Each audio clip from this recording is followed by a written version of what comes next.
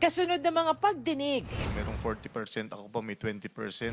Hindi po nila alam na doon galing yon sa flood control. case build-up at witness protection evaluation.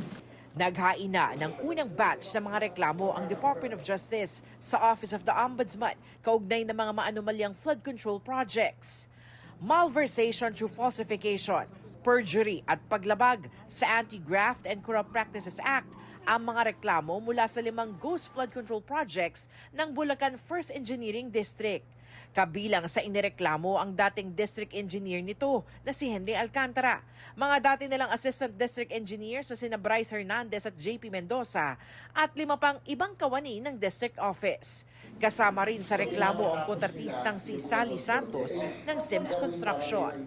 Ayon sa DOJ, pinakamabigat na ebidensya laban sa kanila ay ang pag-amin ng ilan na nagsabwatan sila para paghati-hatian at ibulsa ang pondong nakalaan para sa mga hindi na itayong flood control projects. Ebidensya rin ang mga dokumentong pineke para palabasing may tinatayong proyekto kahit wala. There were witnesses in the Senate investigation.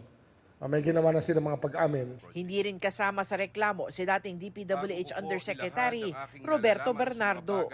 Sabi ni Ombudsman Jesus Crispin Remulla na siya ring nanguna sa investigasyon nung nasa DOJ pa siya. May mga matataas na opisyal na sasabit. Batay naman yan sa mga bank document na galing mismo sa Anti-Money Laundering Council o AMLAC. Marami pa raw iniimbestigahan kaya asahan na raw na marami pang ihahain na reklamo.